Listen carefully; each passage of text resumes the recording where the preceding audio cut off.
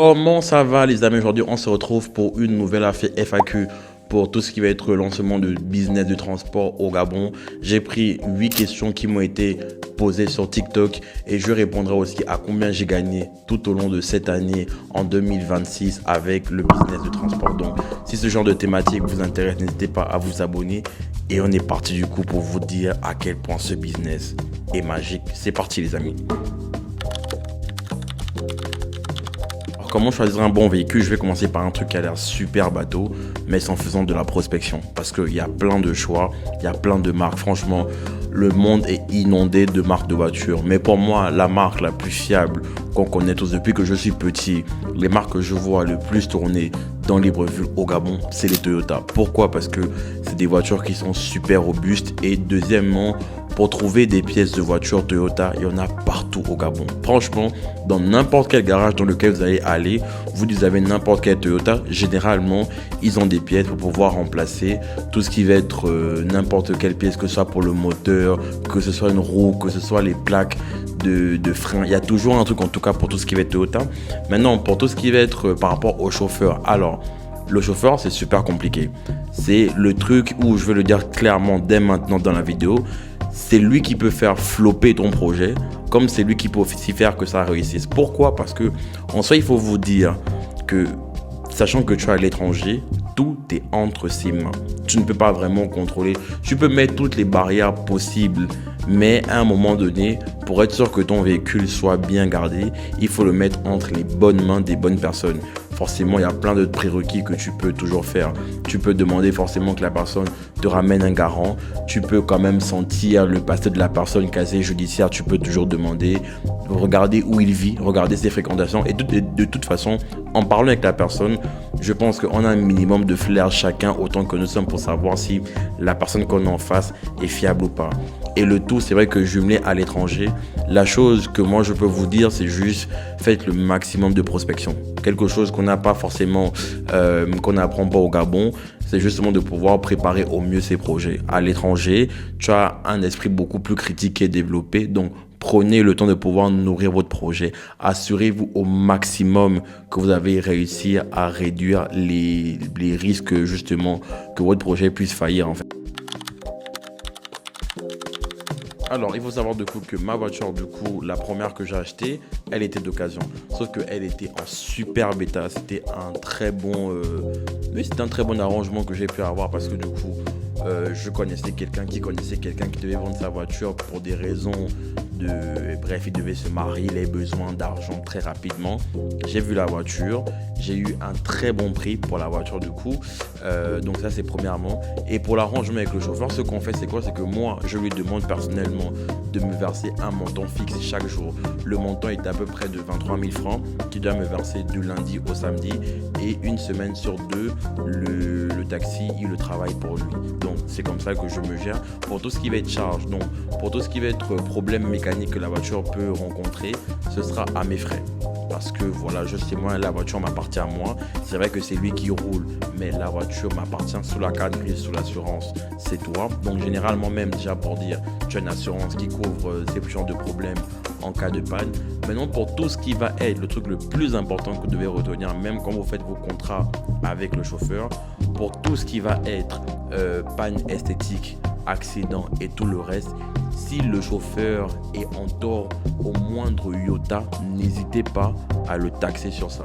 Tout ce qui est panne mécanique, moi je m'arrange, mais le chauffeur sait que s'il y a une panne esthétique dessus, la voiture a été rayée, la voiture est mal entretenue, la voiture a ça, tout ce qui, comme j'ai dit, tout ce qui est esthétique, donc peinture,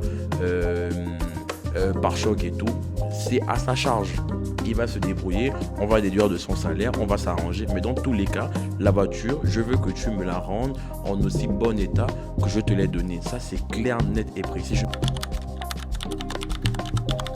Elle est super pertinente, mais je pense que la personne ne doit pas être très informée parce qu'on soit au Gabon, il y a ce qu'on appelle Gozem. Donc Gozem, ils font quasiment le même principe que tout ce qui est Yongo, ou il a dit Wave du coup au Sénégal. Ça existe aussi du coup au Gabon. Gozem, c'est les leaders du marché. Ce que Gozem fait, c'est quoi? Il fonctionne un peu comme Uber, c'est-à-dire que tu viens avec ton propre véhicule, ou du moins, c'est un peu plus compliqué. Gozem va avoir des gens qui sont prêts à leur remettre leur confier leur voiture, et Gozem va s'assurer justement de pouvoir gérer ta voiture, et à chaque fin du mois, quel que soit le montant que eux ils vont faire, toi tu auras un montant qui te sera remis. Ça c'est le contrat que Gozem propose à la plupart de leurs chauffeurs. Donc ce genre de business est bien évidemment développé au Gabon et Gozem n'a vraiment pas de concurrent à leur hauteur en tout cas. Ils ont la plus grosse flotte, ils ont la meilleure application. C'est vrai qu'il y a des problèmes, mais dans quoi il n'y a pas de problème dans ce monde. Donc on sait oui, après Yongo c'est clair que c'est un autre niveau, c'est un autre step, clairement il n'y a rien à dire. Mais oui, ça existe bien au Gabon. Alors par rapport du coup à cette question, c'est comme je l'ai dit plus haut dans la deuxième question. La voiture, je l'ai achetée d'occasion et je l'ai achetée au Gabon. Moi, c'est toujours ce que je conseille aux gens. Pour une première voiture, achetez-la sur place. Pour 2 raisons principales. La première raison, c'est que quand tu la prends sur place, tu peux directement avoir un contrôle sur la voiture, savoir d'où elle vient. Et quand tu ne maîtrises pas forcément encore tous les process pour tout ce qui est voiture à l'étranger et tout, ne va pas te mettre dans des problèmes pour rien. Prends sur place, chez des gens que tu maîtrises, des gens que tu pourras voir. Il y a forcément des concessionnaires, des garagistes sur Libreville au Gabon qui seront aptes à justement pouvoir te proposer une voiture. Ne te mets pas dans un problème que tu ne pourras pas gérer par la suite. Moi, c'est le truc que je conseille en tout cas aux gens. Et la deuxième raison, c'est quoi? C'est qu'il faut savoir que quand tu vas prendre généralement une voiture à l'étranger, ça mettra entre 60 et 90 jours pour que ça puisse arriver à Libreville. Quand ça arrive à Libreville, il y a ce qu'on appelle le dédouanement. Le dédouanement, ça peut prendre encore peut-être 1 ou 2 jours. Sauf que quand tu prends tout ce temps-là, entre 60 et 90 jours, c'est 3 mois que la voiture ne travaille pas. À raison de 400 000 moyenne basse, à raison de 400 000 que tu aurais pu gagner à moyenne basse par mois, ça te fait 1,2 million que tu viens de tuer justement dans ton business. Si tu prends sur place, le temps justement que les démarches soient faites, ça te prendra maximum. Si tu t'y connais, si tu as tout normalement, tu as des bons contacts, tu connais le process, ça te prendra maximum, je le dis encore une fois de plus, 2 semaines, 1 mois à tout péter pour que ton business puisse être lancé.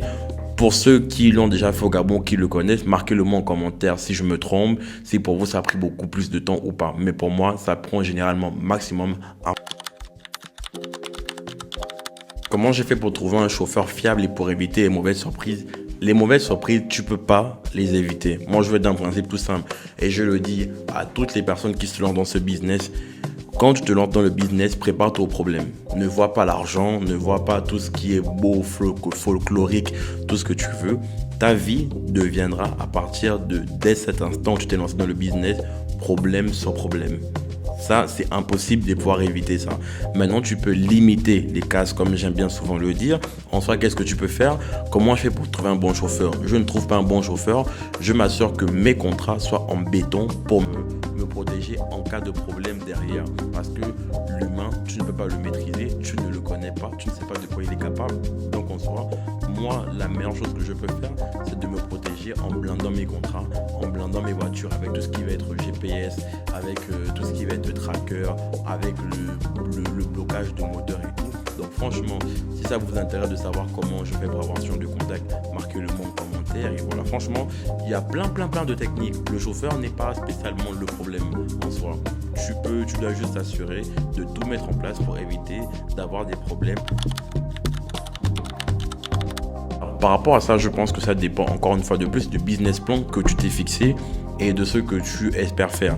Moi, personnellement, ce que j'ai décidé de faire, c'est de me dire que le chauffeur me versera un montant fixe et derrière, même s'il fait 100 000 francs le jour, c'est pas mon problème. Le plus important, c'est qu'il faut savoir qu'il gagnera forcément toujours plus que vous. Tu prends beaucoup plus de risques que lui, mais il gagnera beaucoup plus que toi. Mais je me dis, c'est pas grave. Moi, mon but, c'est que je sais que mon business doit être périn sur le temps. Donc moi, il me verse un montant fixe, comme je l'ai dit avant, de 23 000 francs chaque jour. Et le reste, ça reste pour lui. Et je ne cherche même pas à comprendre. Mais par contre, je suis très strict sur ça.